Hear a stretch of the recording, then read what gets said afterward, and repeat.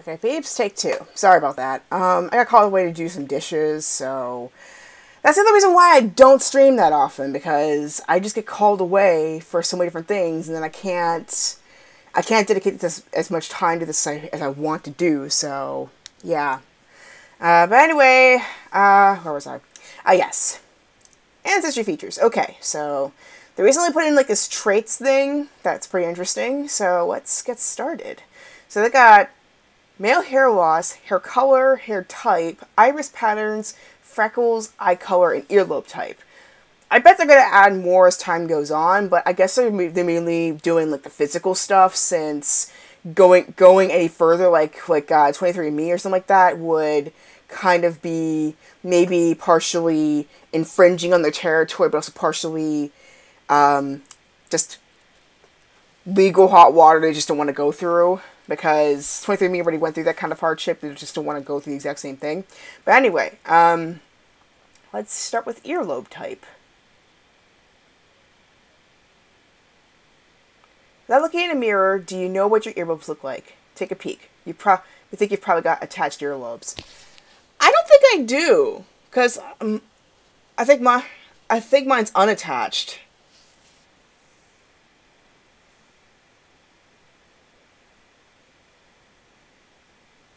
Your earlobe forms a smooth line where it connects to your head and might be considered attached. Other earlobes form a noticeable notch or angle when they join the head. Some studies call these earlobes unattached or free. Earlobes can have a degree of attachedness. It can be hard to figure out your specific type since the notch is subtle in some people. So, here is my ear. Yeah, I consider myself unattached, but looking at it now,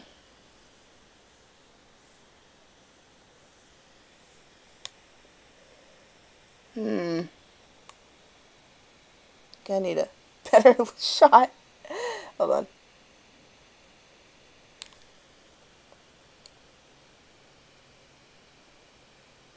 Yeah, this is like unattached or attached to you.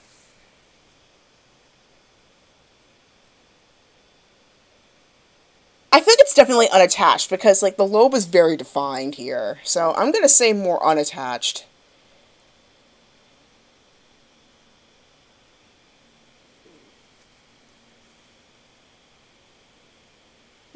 Interesting. For a long time, people thought there were only two types of earlobes, unattached and attached, with unattached being a dominant trait controlled by a single gene. Turns out that's not the case. The way an earlobe connects can range widely, as influenced by several genetic variations, many of which are unknown, resulting in varying angles of detachment. Since the inheritance of earlobes is not well understood, it's hard to predict what kind of earlobes a child will have based on their parents. So, I mean, like, if you stretch my ear out, if you stretch my ear out just a little bit, it does look attached, but the way that it kind of hangs on me, it looks more unattached to me.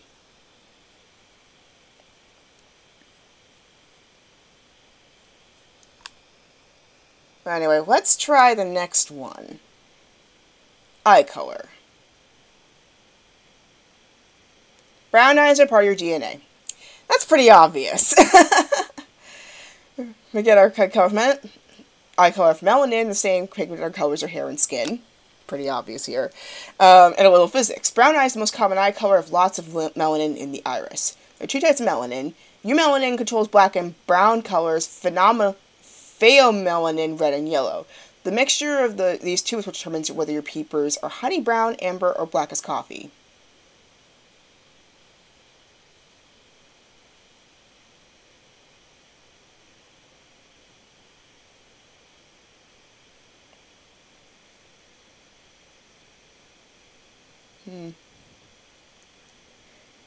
And this is pretty interesting, because like my dad is hazel-eyed, but my mom is brown. I mean, I think you kind of have to get pretty close to see, but like it's definitely a brown-colored eye.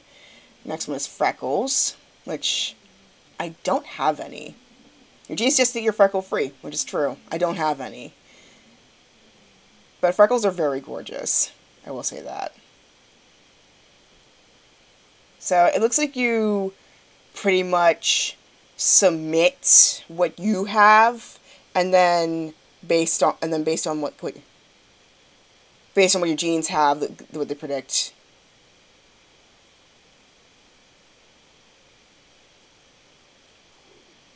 So anyway, next one is hair color, which it somewhat looks natural, like the way my hair naturally is right now, but not exactly since I'm braided.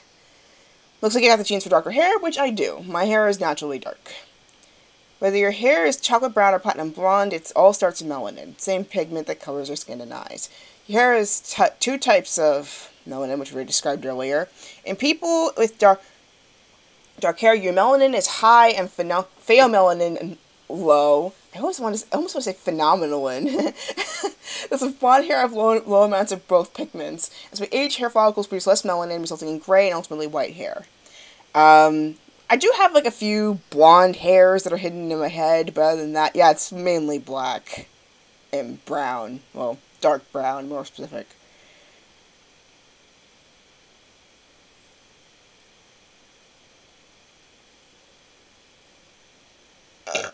Excuse me. The next one is hair type. Now, this one has been hotly debated in a lot of communities.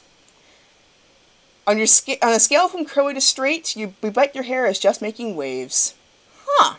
That is interesting. There's a saying that I have wavy hair, though sometimes if I don't comb it out properly, it makes super, super duper tight curls. Hey, Quirkin!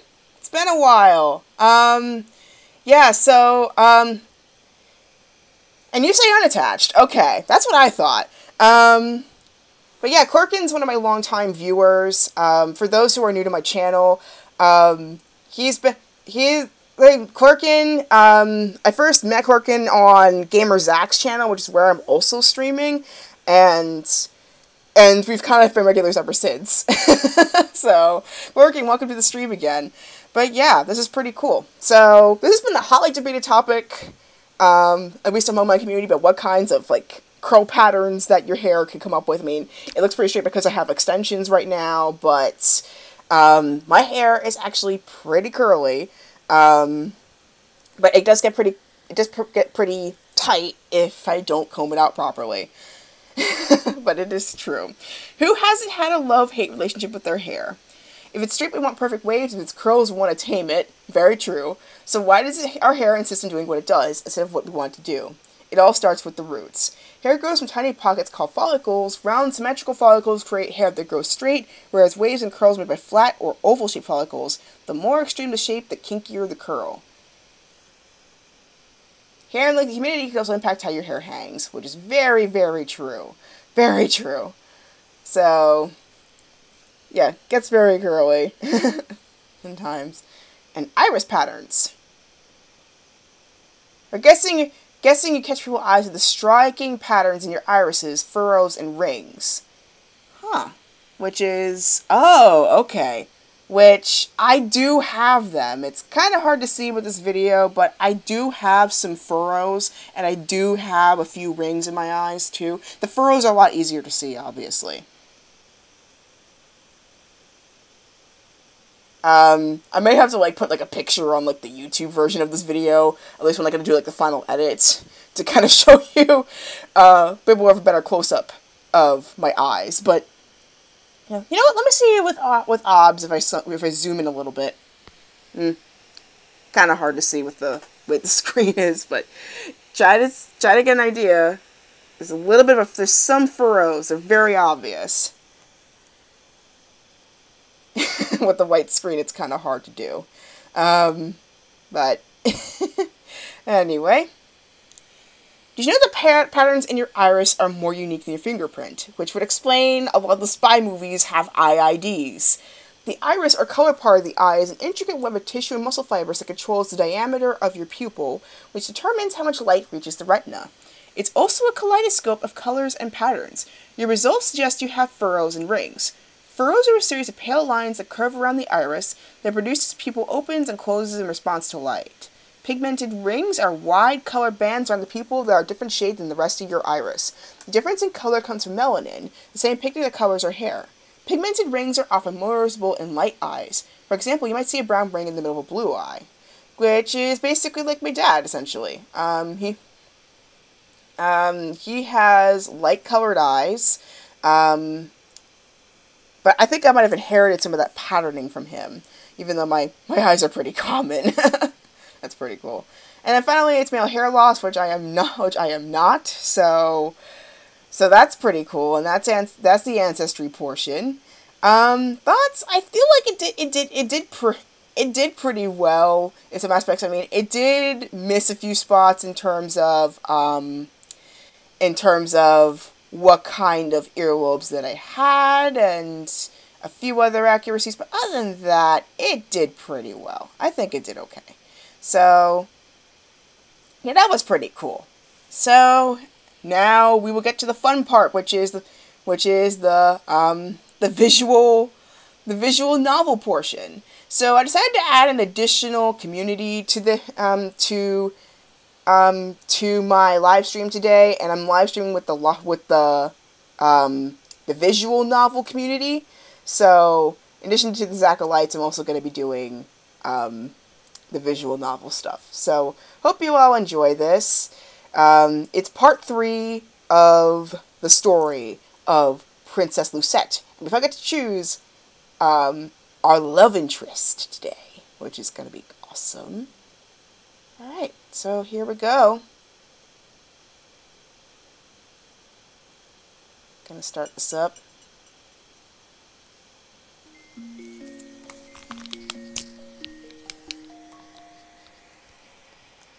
My earphones are going back. I love the intro though, but I've played so many times, so gotta continue on. Alright. So, in the last few episodes, Lucette is starting to get used to the fact that she is Cinderella. And so the only way she can break the curse is to gain a sense of humility in her actions, and to basically act in the Cinderella story, which is to, well, be kind to people, and then it could eventually lead to a romance. And it turns out that, her adopted sibling, that looks like this kingdom, it's like they don't really like officially do the sibling thing, but her adopted sibling has the Little Mermaid curse, where the only voice that he's able to produce is from this little magical bunny. So that's pretty cool. So we're gonna continue on from where we left off, which is a common route selection. I honestly would have done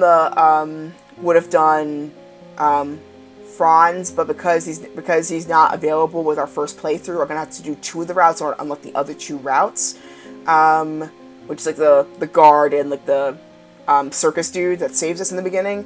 I'm gonna go with him. Chapter 3, A Change of Pace, which I know is kind of weird considering that he's been really hesitant. Rod, that's what his name. Rod is the name. Considering that he's been very hesitant to talk with Lucette, it's going to be a very interesting episode. Let's see how this goes. Probably not very well, but let's see. I will ask Rod if he will pair up with me. I know we did not have a good relationship. Rod has spared no effort in telling me how cruel I've been to his family. And also the fact that, like, only people with fairy tale curses will be immune to the effects of other fairy tale cursed people. Otherwise, anybody who is not affected by a fairy tale curse, they will be completely forgotten. Like in her case, in Lucette's case, she's royalty, but because she's hit with Cinderella curse, her royal lineage is completely forgotten. Except for Rod, who has the Little Mermaid curse. He's the only one who knows what's going on. And also, this residence of nothing but people with the fairy tale curse. But I feel like rectifying whatever mistakes I've made with them might be an easy way to get 3 good deeds. Oh, this is going to be very interesting. But Lucette, didn't he tell you that he didn't want to break his curse? Oh yeah, because Rod kind of has a little bit of a grudge with Lucette, and also he kind of has gotten used to his life without his voice. He doesn't really want to break it, especially with her. So Yes, but that may not be the whole truth. He still would like to break his curse despite all the advice I have offered him. Perhaps you'll be able to encourage him where I could not. I do not care if he does not want to break his curse. Also, did I mention that Lucette's kind of a jerk? Understatement, I know, but yeah. I only need him to remember the supposedly bad things I've done to his family. I believe that will be the easiest way to break my curse.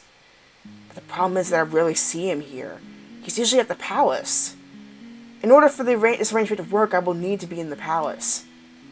I, for one, think it's a terrible idea. What if...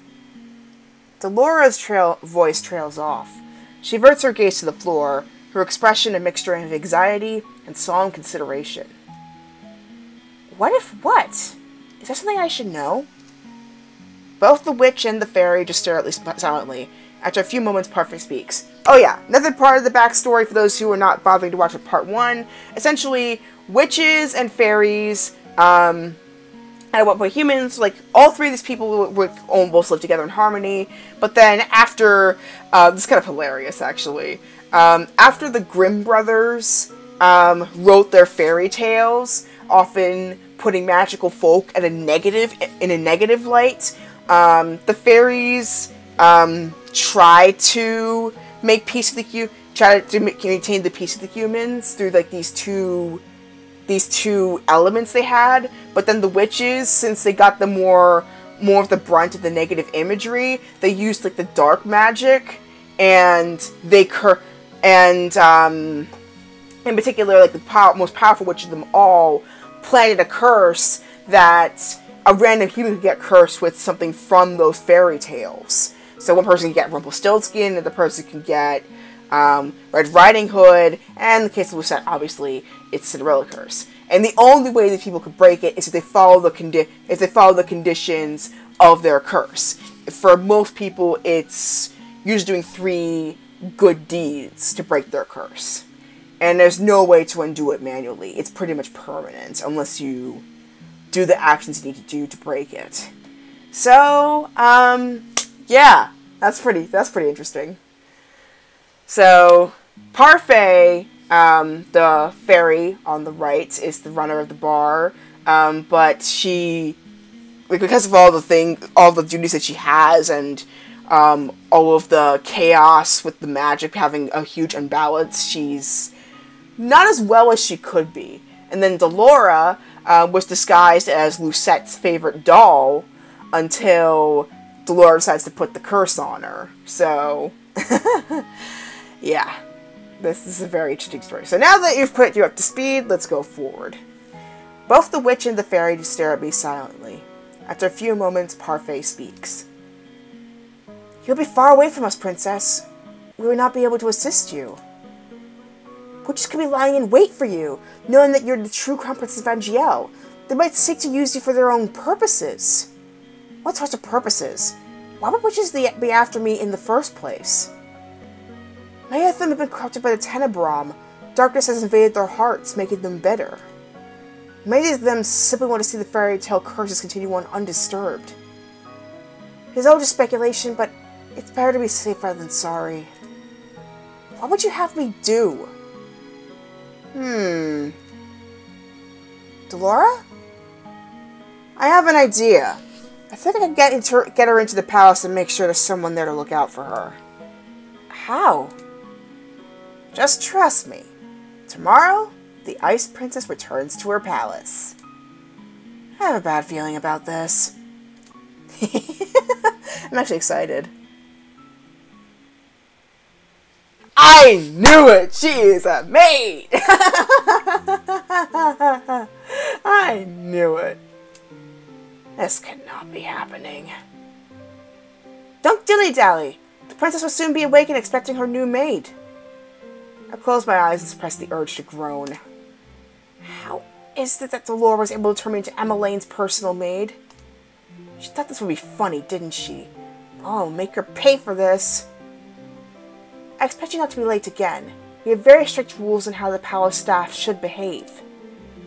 I'm not exactly sure how Delora managed this. She told me she was going to cast a spell on me and that would be over as soon as I opened my eyes. I closed my eyes and sure enough, when I opened them, I found myself here in a maid uniform. What did she do? The maid continues to babble at me. How annoying. I pretend to listen to her as she leads me through the palace hallways. Emmeline and Rod's chambers are located here. Oh! We come to a halt when Emmeline suddenly appears from around the corner. Your Highness. The maid ducks into a neat curtsy. Emmeline's eyes meet mine. I tense as I wait for any signs of recognition from her, but she only gives me a curious look, as if wondering who I am. She clearly does not recognize me. The maid suddenly reaches back and pulls at my shoulder, forcing me into a bow.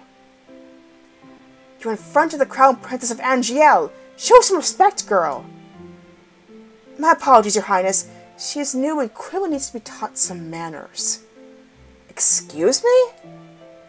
Oh, please, there's no need for that. What is she trying to achieve by pretending to be a kind or a palace maid? Who is she trying to fool? Your Highness, this is your new personal maid. Emmeline glanced at the maid, looking confused. Why do I need a personal maid? It is by the king's orders, Princess. Emmeline turns to look at me again. What is your name? She's talking to you, girl. I scowl at the maid before facing Emmeline. Cannot believe I've fallen so low that I'm now being ordered around by a maid. Lucette. It's nice to meet you, Lucette. I hope we can get along.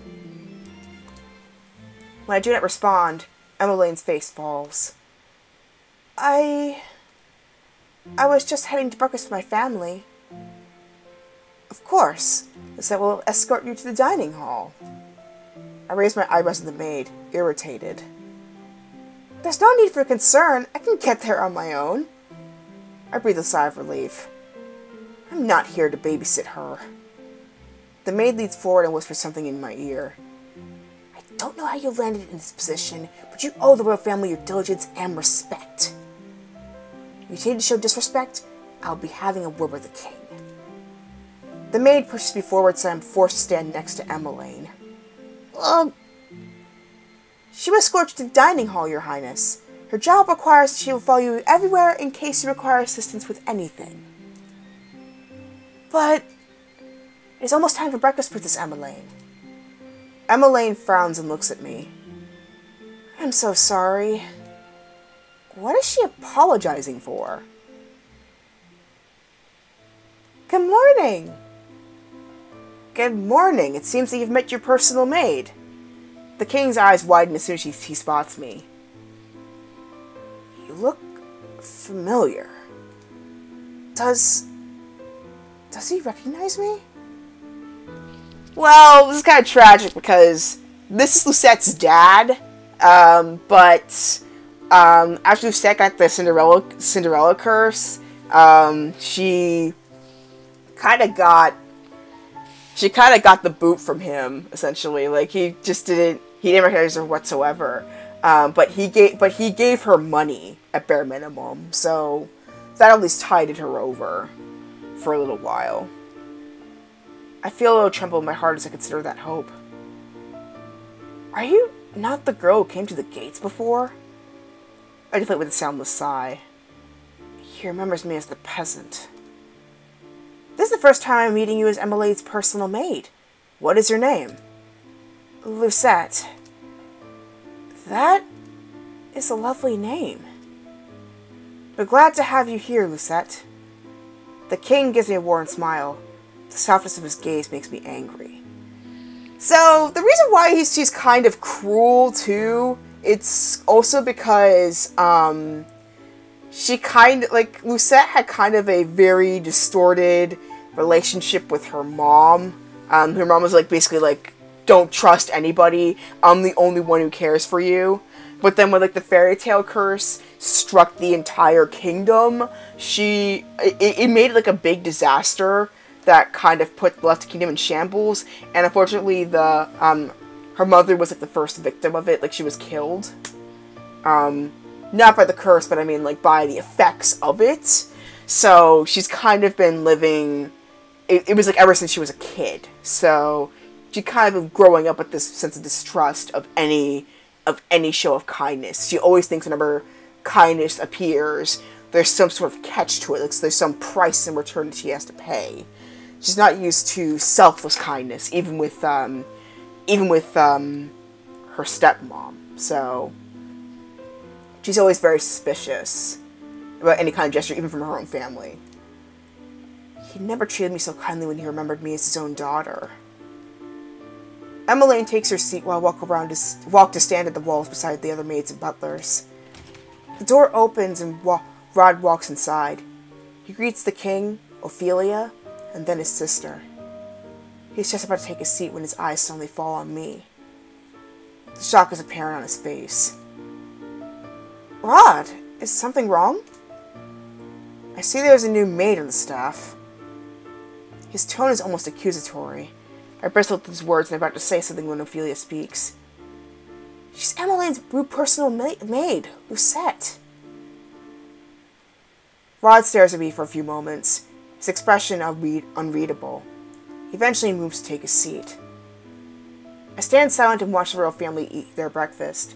The small area is filled with happy conversation. So, by the way, if you all have any questions or comments or just dialogue, feel free to make a comment in either YouTube or Twitch, by the way. So, I'm going to talk about anything. It's Casual Friday, so it's very chill. Just so long as it's not about Infinity War, because I still haven't seen it yet. I stand silent and watch the royal family eat their breakfast. The small area is filled with happy conversation. The four of them smile at each other when they speak, and it's easy to see how comfortable they are with one another. When I was still here, our meals were always so quiet, but everyone looks so happy now. I bite my lip to will the heavy feeling away. Rod told me that before, but I did not want to believe him. I turned back to the conversation at hand. We have something very important to discuss with you, Emmeline. Oh? I've brought this up before, but now the matter is more pressing. Is this about... Yes, it is about the ball. Ophelia gives the king a disapproving look. Dear, I know this seems a strange proposition, but this is royal tradition. Emmeline is at a suitable marrying age, and this ball may yet help her find a suitor. But a husband? Emmeline's cheeks are tinted pink. A royal ball for Emmeline? For her to find a husband? I never would have agreed to such a thing. The king never forced me into one because he knew that. I will not force you to marry someone you do not love, Emmeline. We agreed on this ball to uphold tradition. All eligible bachelors will be invited in 4 months' time, and you'll choose the man you want to court you. I did find my true love through a ball, after all. He glances at Ophelia, who responds with a fond smile. Her expressions fall back into something more worried when she looks at her daughter. But what if I can't choose anyone? We'll throw one ball, as per tradition. We will not force you into another ball if you do not find a good suitor, but we must uphold traditions at least once. Perhaps this will push you to think more about the future. I'll not put any added pressure on you, Emmeline, but I would be happy to see grandchildren before I have to give up my throne. I'm not getting any younger, you know. Father! I can tell the king is trying to make light of the situation, but there's an undertone of seriousness. Emmeline eventually sighs, then slowly nods. I understand. My gaze shifts to Rod to search for a reaction, but his expression is impassive. No reaction at all. Did he know this was going to happen? But can I really be the Princess Angielle the Kingdom of Angielle deserves? I feel so unprepared. You are the Crown Princess of Angielle. You must be confident. Emmeline looks down, looking genuinely distressed. Also, I forgot to mention that Ophelia, Rod, and Emmeline, they're commoners, so they are completely unaccustomed to royal life. So they are completely new. They have absolutely no idea about royal duty and stuff until they got a stepdad. So they're completely new to this. And then Lucette was the crown princess, but then due to the curse, that went to Emmeline instead. So she's completely oblivious. I'm finished. May I be excused? But sweetheart, you barely touched your food. You may. Emmeline stands up and ducks into a quick curtsy before rushing from the room. I did not move until I feel Rod's glare on me. I realize I'm meant to follow Emmeline. Excuse me. I curtsy and follow after Emmeline. I barely make it a few steps away from the dining hall before the door flies open and Rod is rushing after me. What are you doing here? Okay, and this is where I usually... Oh, that's a log. This is where I usually save. So we're on page number 2 now. So that way we could try multiple options. So, do I answer what's truly going on, or do I avoid the question? Because each has its pros and cons. Avoiding the question would give more pressure as to why she's there, and then Rod will come to his own conclusion. But on the other hand, if she answers blatantly what that is, Rod may still get pissed off anyway, because he never wanted to release the curse in the first place. So it's like, either way, it's a con with Rod's relationship, but on the other hand, though, it's how I want to go about it. Quirkus says answer him. Alright. So, I would lean towards answer him too, because honestly, it's better to be straightforward with what's going on, even if the person kind of hates your guts, than avoiding it. But I did save at this point, so if I wanted to change the answer later on, I can easily do that. Anyway, let's try answering him and see what happens. There's multiple endings in this game. This is one of the few visual novels I've come across that actually has genuine multiple endings. So if you end up making like a right decision that gets you closer to the love interest you have, a starseed icon in their trademark color pops up on the right corner of the screen. If you don't, it just keeps going like normal. So it is possible to get a bad ending in this, or multiple bad endings. But I'm gonna say answer him too. So let's go for it. I'm here to break my curse. You expect me to believe that when you had people offering to help at the Marken? Rod's expression changes, anger clear in his eyes. No, I know why you're really here. What are you talking about? You thought you might take back what is rightfully yours, didn't you? You have no qualms about hurting my family again. I stare at him, nonplussed by his accusations. I carefully quell the simmering anger inside me. The last thing I want is to be fired before I break my curse. I'm not here to hurt anyone, so stop accusing me of such things. We stare at each other in silence. Oh! This is the right choice. That's the starseed I was talking about in the corner. That means he made the right decision. I always thought that Rob was closed off and quiet, but his emotions are always blazing in his eyes. You shouldn't be here. Rod steps back, but his gaze is still fierce. I don't have time for this. I'm going to find Emmeline. Why? So you can insult her? No, because it's now my job to attend to her. Excuse me. The last place I expect to find Emmeline is in the throne room. Much to my surprise, I find her standing alone inside, staring up at the throne. Oh! When she turns to face me, she has a guilty expression on her face. I'm sorry. What is she apologizing for? I was very rude earlier, walking out at everyone at breakfast. Emmeline gazes back at the throne and sighs. I'm sure any other girl would be happy to have a ball. I mean, It's like something out of a fairy tale. But She sighs once again and looks down at her clasped hands. It all sounds so perfect in the fairy tales. 3 days is all it takes before everyone's found their true love.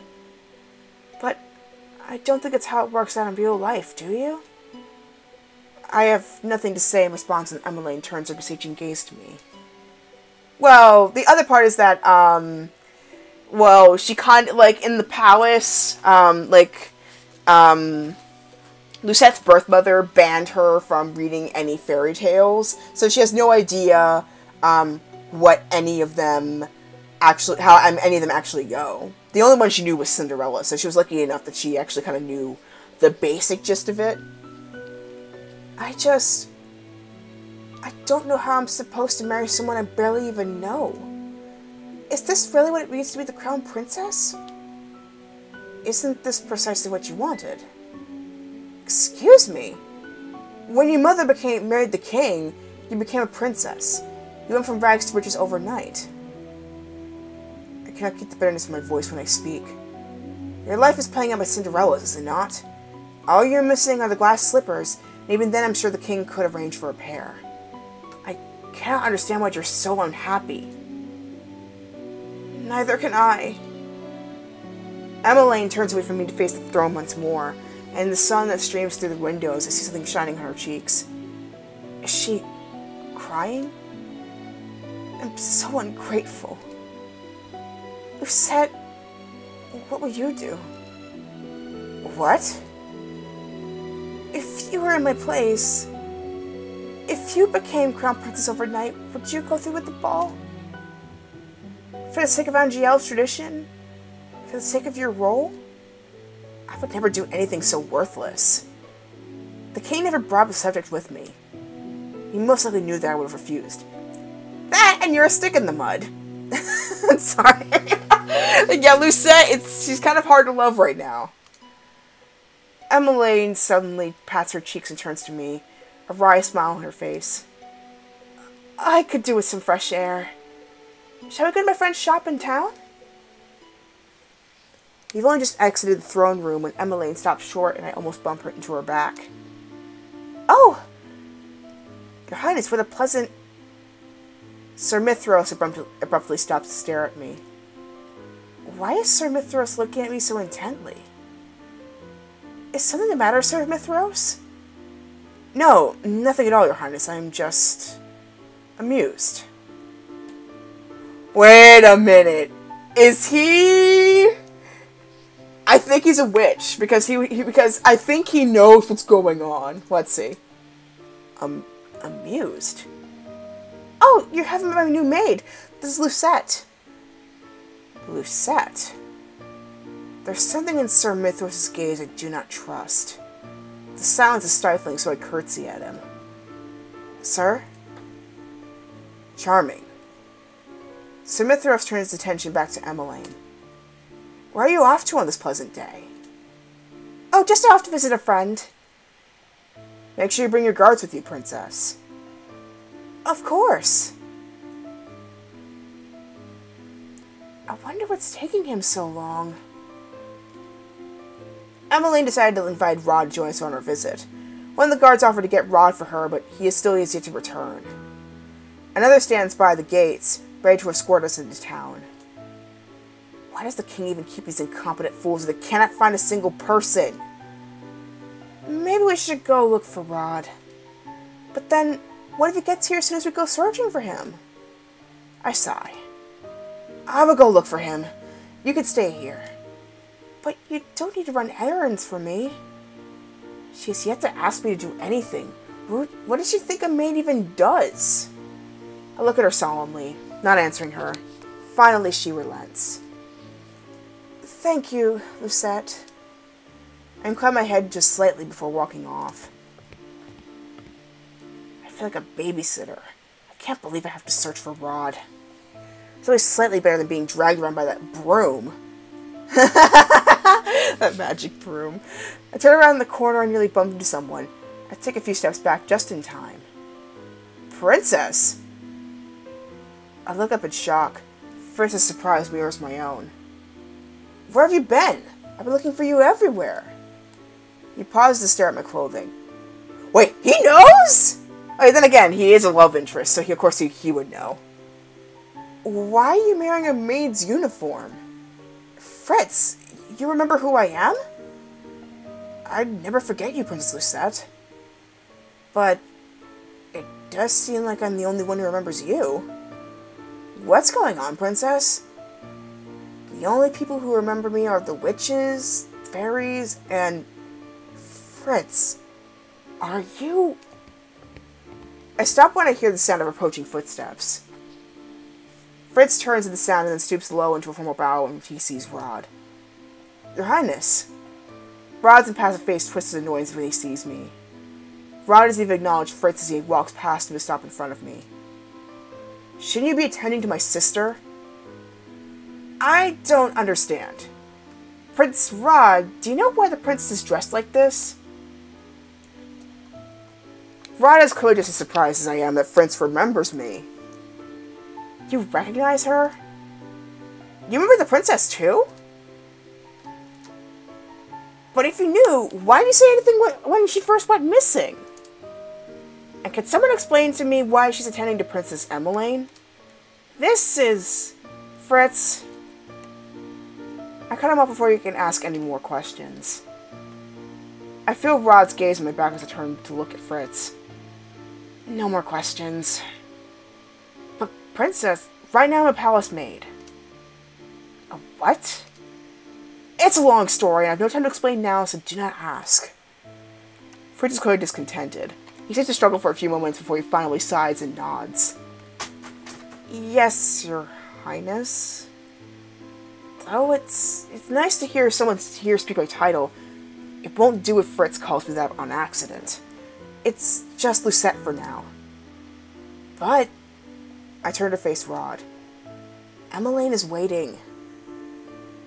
What? The guard could not even deliver her message?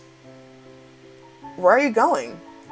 Emmeline wants to visit her friend's shop in town, and she wants you to go with us, Rod. Town?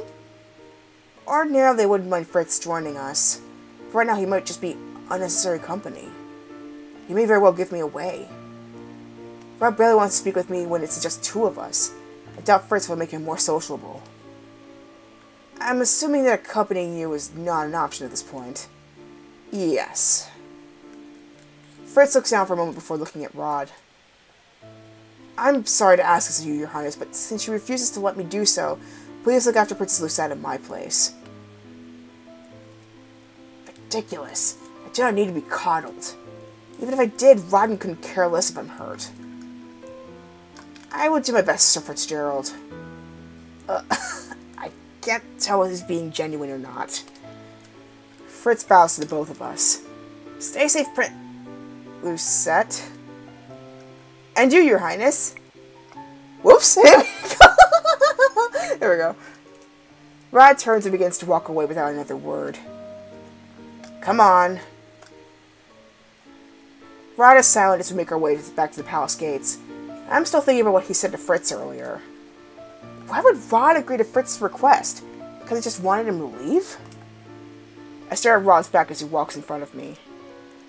Sometimes, I can't figure out what he's thinking. Rod! Lucette!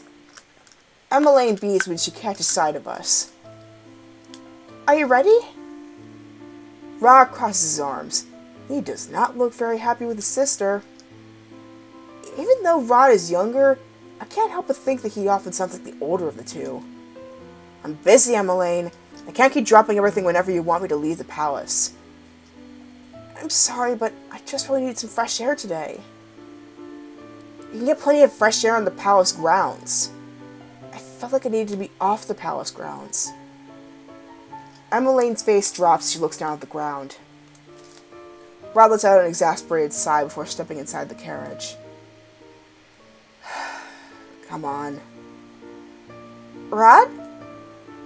Just for an hour, okay? Thank you. I soon come to realize that it's easy to walk around town now that everyone's forgotten who I am. The atmosphere around town feels brighter. All the spiteful stares are gone. Princess Emmeline! Oh, how are you doing? Is your wife feeling better? Emmeline has responded to most of the people who know her. She seems to know a good majority of the people in town. I hang back as Emmeline speaks to the man. The night escort hovers somewhere nearby, watching for disturbances. We're gonna take longer than an hour if she continues like this. I'm not going to rush her. Don't you need to return to the palace to continue whatever work it is that you were doing? Rod raises an eyebrow at me. I do have to get back to my studies, but my family always comes first. If this makes Emmeline happy, then I will gladly come with her to town. It's a small thing. Happy? I look more closely at Emmeline. She is smiling, but then again, she always smiles. I do not understand. She's more at ease talking with the townspeople sometimes because they don't judge her. Why would she have to worry about being judged? It's clear that everyone adores her. Emmeline takes the man's hand in hers, wishes him well. Rod points out the gesture. See that? That's goodness. You can learn something from my sister, Lucette. Is goodness pretending to be interested in the lives of strangers? Emmeline eventually says her goodbyes before walking toward a familiar store. This is the toy shop I visited with Emmeline and Rod before. I glance at Rod and notice the expression on his face. He seems conflicted. But why? I assume it has something to do with this. It might be the toy shop that might have taken away his voice when he was a kid. Before I can ask, Rod marches in front of me and decisively pushes open the door. When I enter, Emmeline is already hugging the shop girl Viorica. Emmeline, you look as beautiful as ever. Oh please, I look the same. You on the other hand. Emmeline steps back before nodding, a bright smile on her face. Being in love suits you. When is the wedding? Wedding? She's already engaged? I catch a small movement out of the corner of my eyes and turn to glance at Rod. I notice his fingers clenched to a fist before he quickly hides his hand behind his back. Though his expression is as impassive as always, I notice a tenseness in his shoulders. Unless... wait! This could be multiple things, but let's see what it is. Desmond and I haven't set a date yet, but it should be soon. Would you... Viorica trails off when she notices the rest of us. Hello, Rod?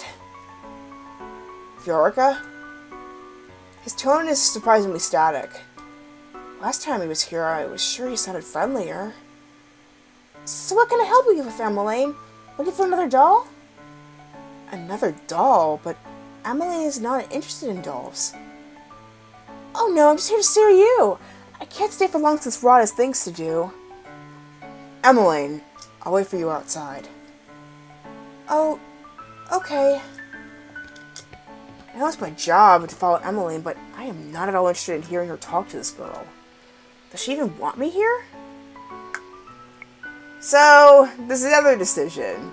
So, this is not as big of a deal. So, it's really just, where do we feel like going? Do we follow our duty and stay with her, or do we go outside with Rod? So, stay with Emmeline. The benefit for Lucette is that she will learn from Emmeline, like, proper heartwarming behaviors. Downside is, she's still kind of in the non-receptive zone, since she still thinks that kindness is kind of a front for something, some cruelty, or a catch to something. But on the other hand, though, this could be the clue that she will need to figure out why Rod has been so tense. On the other hand, going outside will give a chance for her to interact with Rod in a more personal fashion. And maybe this could be a chance for more dialogue. Downside is, he's pretty tense right now, and so he may not be as communicative. He's starting to talk more since it's Lucette's duty to be there, but he may not be that talkative, so what shall we try?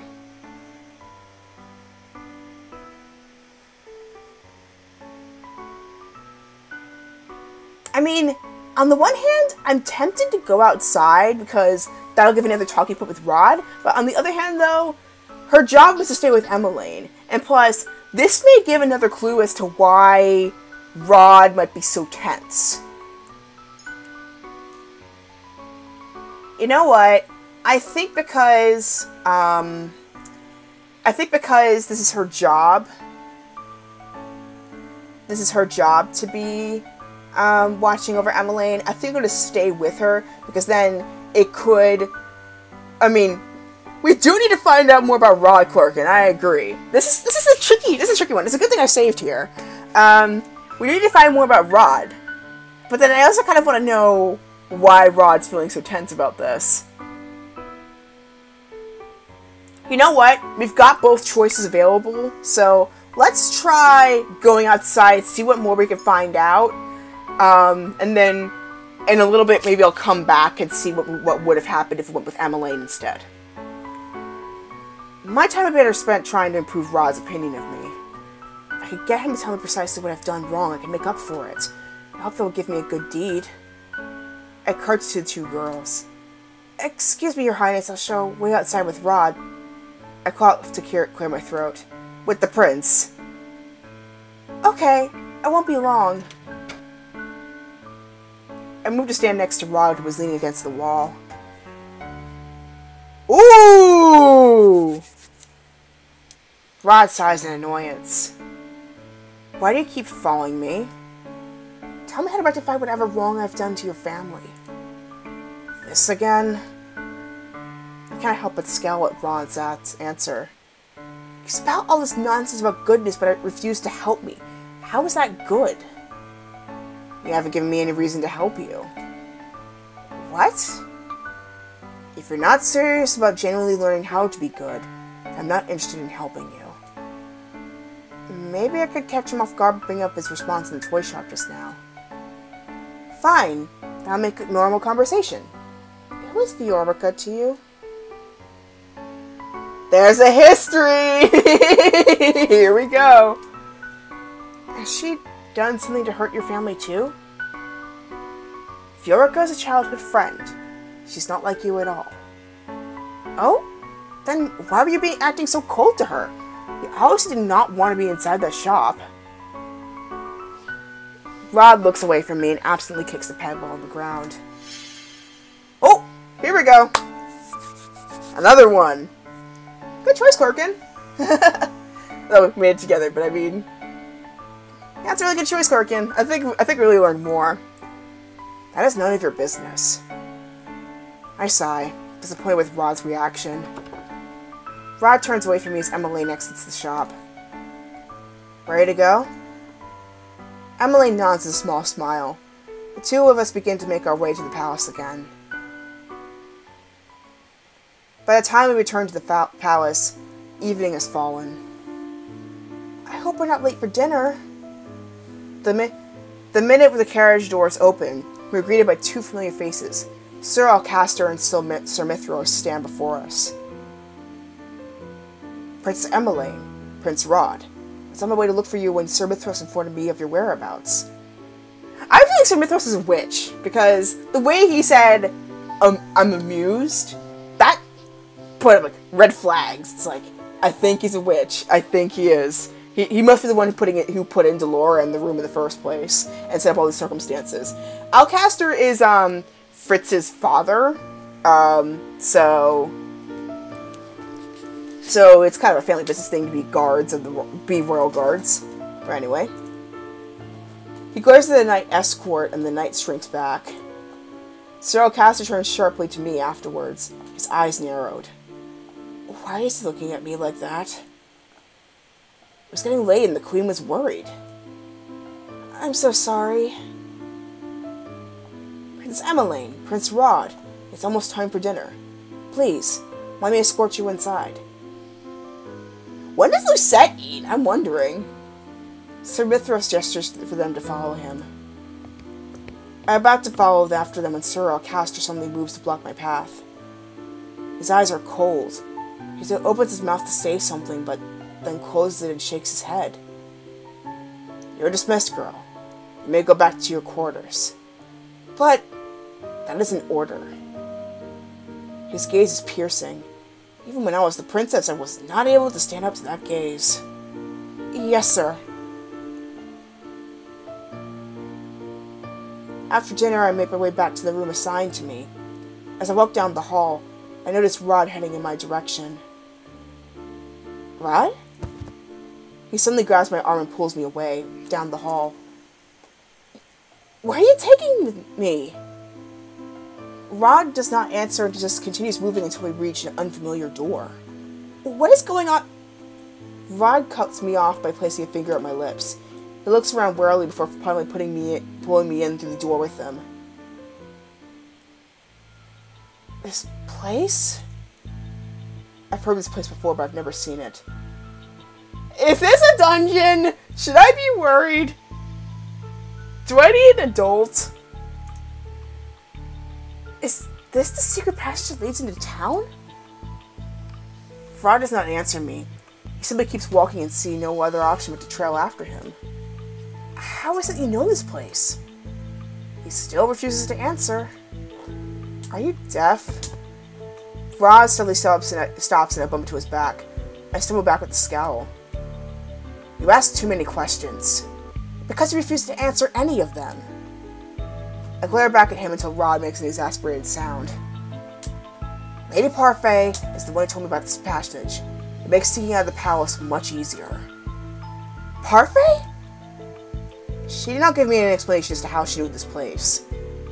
Only explanation I could have is if it was like a passage they used during the war. That's about it. There are only meant to be 2 copies of the keys. The king has one and Sir Alcaster has the other. Then why do you have a key? Don't tell me you stole it from the king. I am not a thief. Lady Parfait also has a copy. She'll sell fit to provide me with the key for my own use. What? How does Parfait have a key to this place? You'll have to ask her that yourself. Once we step into town, I realize where it is that we're headed. We're going back to the market. Dolores is the first person we see as soon as we enter the market. Well, well. Look what the cat dragged in. Dolores, you... Rod's glare silences me. He steps forward and points back at me. Gaze icy. She is not staying at the palace. What? Dolores raises an eyebrow. Why is that? She works there now. I do not know what game you're playing, but I will not be a part of it. We shall not have it all! I'm sorry, it was just too perfect. The Black Panther reference had to get in there. I'm putting it in.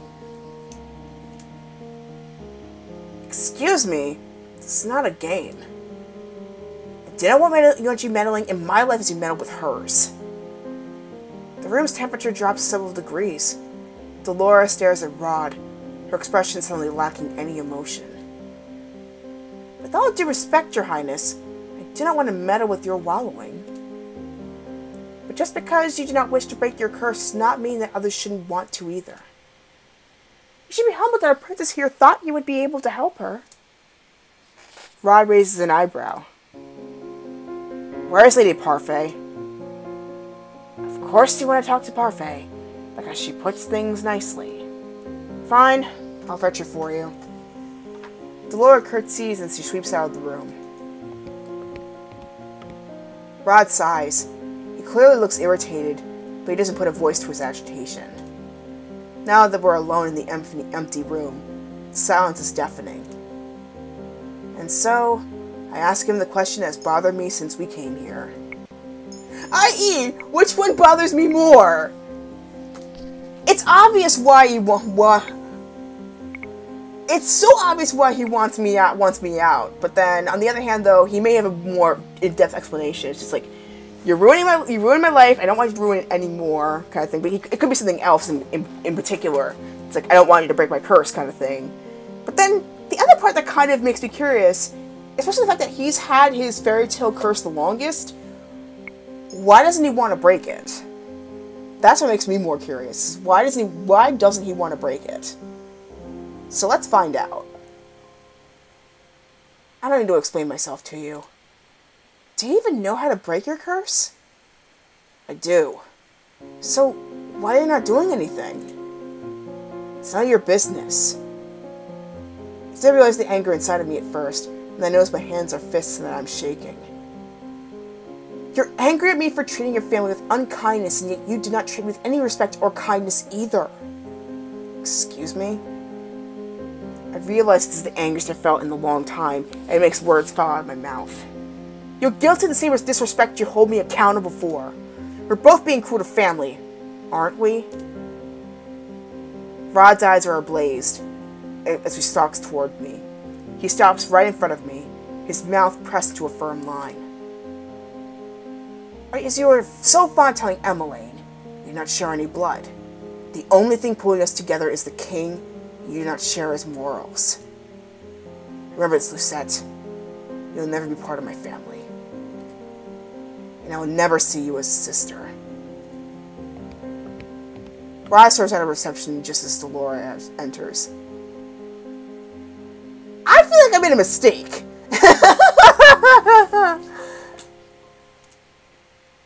Sorry, looks like Parfait wasn't in. She pauses, then gives me a wry smile.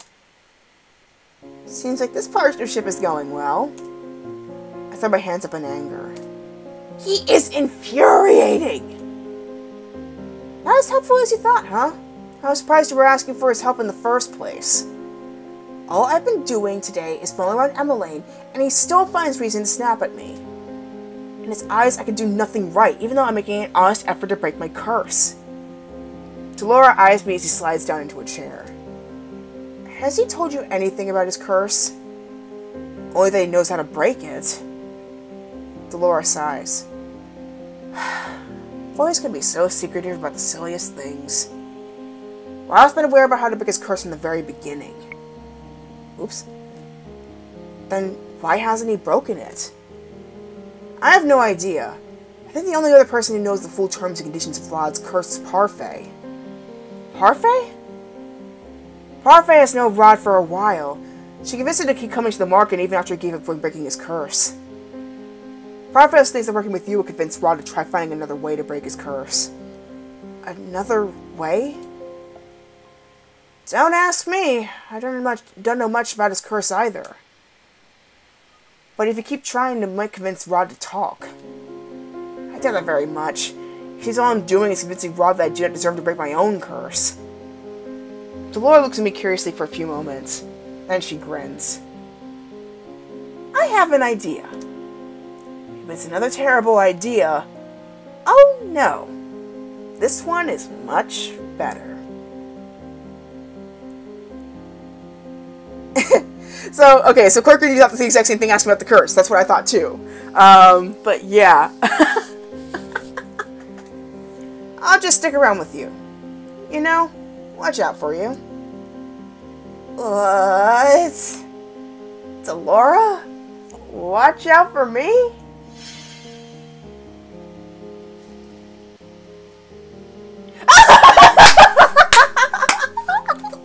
Of course! Of course! I'm surprised when Delora suddenly stands before me in her doll form.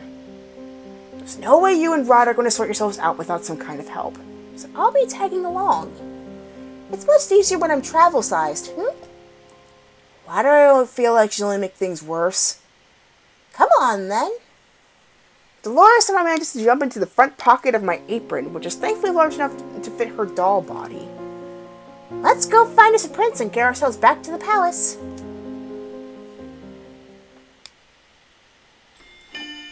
Chapter forward. Chapter 4!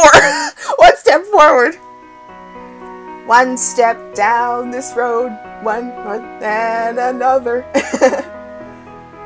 Something weird about Delora. Yeah, I know. There's something funny, but I'm wondering. Well, again, Delora was the one who put Lucette's fairy tale curse in the first place, so... It's been more than a week since Rod and I returned to the Marchen. He's avoiding me ever since that day. Not that we have much cause to be around each other nowadays. I'm constantly on my feet preparing for Emmeline's ball. This is ridiculous. Better be busy than bored, princess. I stopped for a moment to better balance the pile of fabrics that I am carrying. One of the maids has ordered me to bring this to a designated room so it can be sorted out. I'm being reduced to fetching and carrying, and I've made no progress in accomplishing my first good deed. I doubt that simply following orders from the other maids will help me get my first good deed. I feel shuffling in my pocket, and then notice Delora peeking her porcelain face out. Better to obey than disobey, at least. You're not going to get a good deed by being stubborn. Anyway, you just gotta put yourself out there a bit more, princess. You can't just do whatever is convenient for you. That's not good. Delora has been no help at all. Wait, I recognize this place. Isn't this where your room is? I stop in front of the door to my old bedroom. Ever since I came here, I have been ignoring this room, not wanting to see what the king did to it during my absence. Do you not want to go in? Well, why should I? It's not as if it's my room anymore. Oh, you're no fun. Aren't you curious about how it's changed? I would be lying if I said that I wasn't. I guess a little peek would not hurt. I step into the room and close the door behind me. It is like stepping into the past. This room is exactly as I left it. It seems completely untouched. Moments later, Delora is standing before me in her human form. It looks like someone's been dusting in here. Strange, considering no one should remember who this room even belongs to. Whoop. Okay, hold on. My phone's going off. Alright.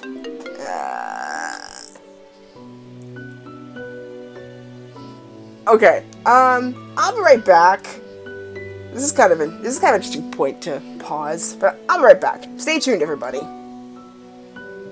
But feel free to put down your theories as to what you think Delora's doing, and any other theories for why Rod is really upset about that shopkeeper.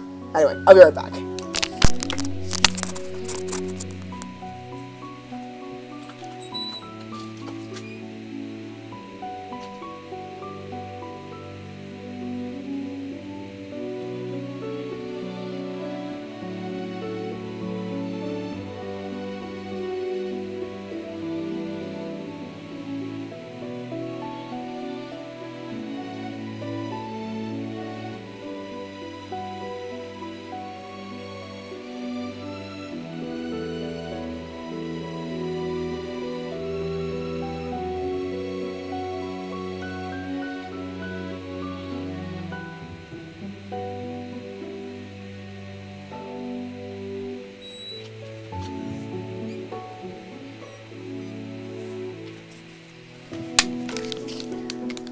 Okay.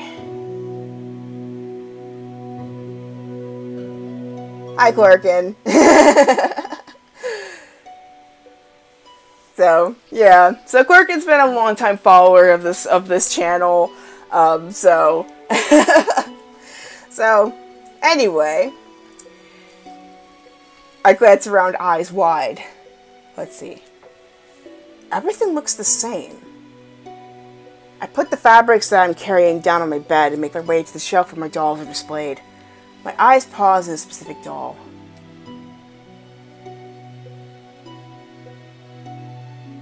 This one was not here before. Delora raises an eyebrow. Maybe you just don't remember that one because she wasn't very memorable? You do have a lot of dolls after all. No, I know each one of my dolls by name.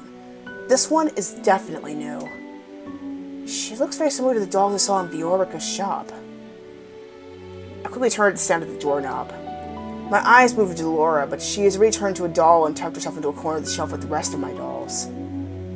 Emmeline stands in the doorway, eyeing me curiously.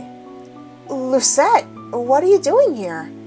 I made a mistake. I thought I was supposed to bring these fabrics here. I hope she doesn't see through my lie. Emmeline shakes her head, smiling. It's not your fault, Lucette. You're still getting used to the palace and its many rooms.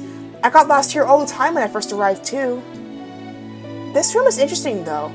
Father expressly ordered it they be kept clean, but otherwise undisturbed.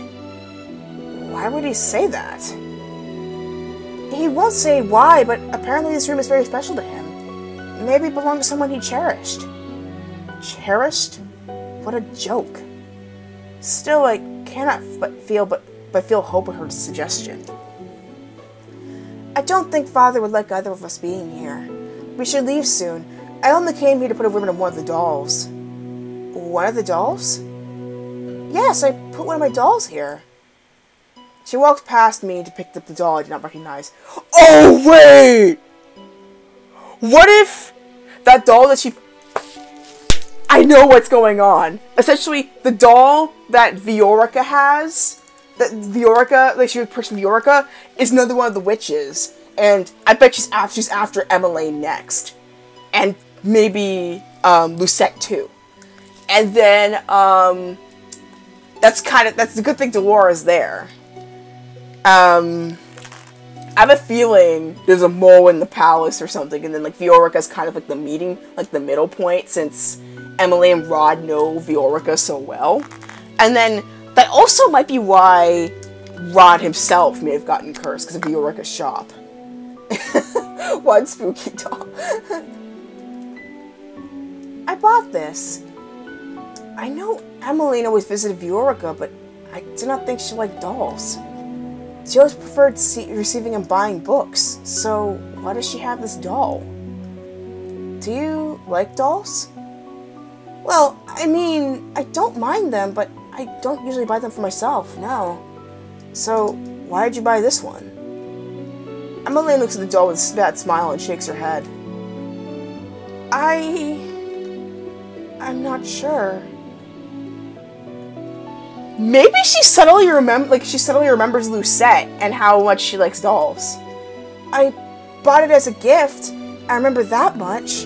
I was going to give it to someone who liked dolls. Someone I wanted to befriend. I don't know why, but it feels weird to leave the doll here until I can remember who I was meant to give her to.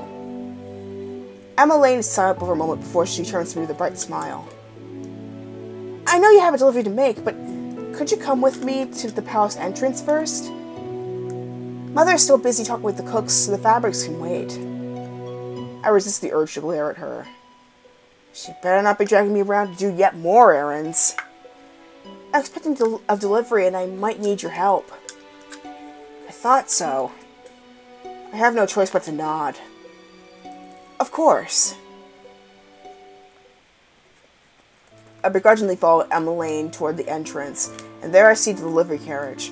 A familiar person stands beside it. Viorica! Emmeline pulls Viorica into a tight hug. I turn my attention away to glare at the number of boxes in the back of the carriage. I'll no doubt have to carry them inside. How are the preparations for the ball coming? Emmeline's smile seems forced at first, but then eases into something softer. It's going well, I suppose. How about the wedding? Desmond and finally finalize the date. It'll be 2 days after your ball. I can't wait to see you in your wedding dress. These two always talk so much when they get together. I ignore their chatter as I walk up to the carriage to observe the boxes piled inside. What is in the boxes? Oh! Viorica reaches out to grab one. She hands it to me. I'm helping out with the ball decorations. I came by with part of the order today. Part of it? Careful, it's a bit heavy. I take a box from her hands and nearly stumble. This is heavy. Emily should have the male servants do this. Queen Ophelia placed quite a large order. I brought the more fragile decorations first. Oh, the glass baubles and vases. I grit my teeth and shift the box in my arms in an attempt to make it easier to hold. I thought you worked at a toy shop. Yes, but we also have aisles dedicated specifically to party decorations. What kind of toy shop is that? Lucette, will you be alright? I feel annoyance simmer within me. I am obviously not alright. Emily reaches out to help me with the box, but she's too late. I've only taken one step forward when the box slides and I stumble. I manage to cradle it in my arms, but its weight is too much for me. Before I hit the ground, I feel strong arms around my waist, pulling me back upright. The box is taken from me. Oh! Oh! My heart and mind are racing, and for a moment I cannot comprehend what had just happened. Are you alright? Rod? I glance to the side and shocked to see Rod standing there. The expression on his face gives nothing away, but with our close distance I can see some flicker of emotion in his bright eyes. Concern? I am... Lucette, I'm so sorry. Are you okay? Rod pushes me and I stumble forward, almost tripping on the ground. He raises an eyebrow at me. Know your limits, Lucette. I glare at him as anger begins to bubble up in my chest. And with that, I'm gonna have to get going. But, goodness, this is one interesting place to end. That's for sure.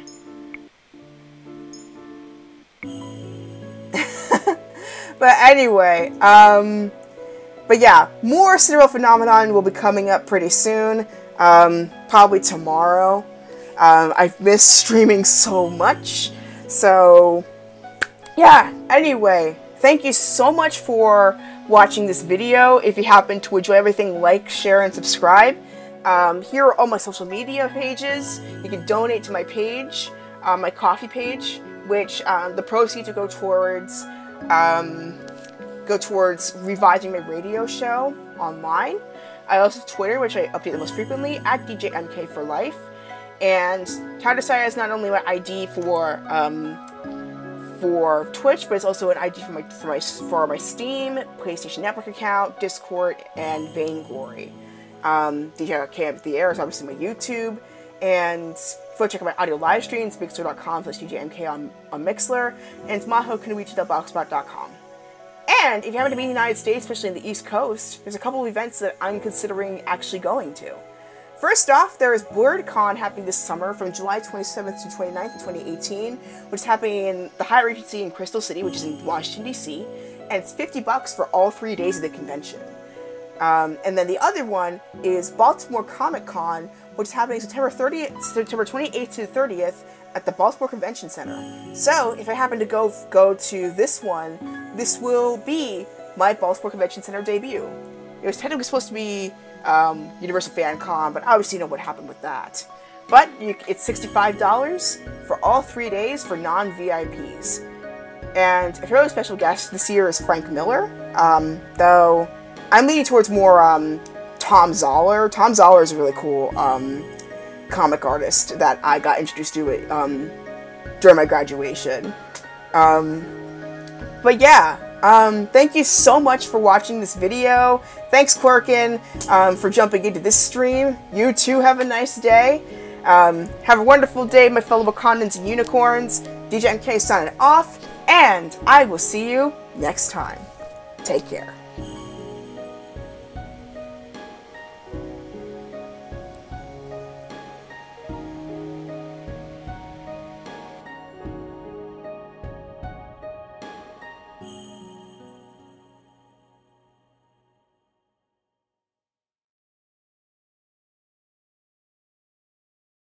And also a special shout out to my fourth cousin Maki.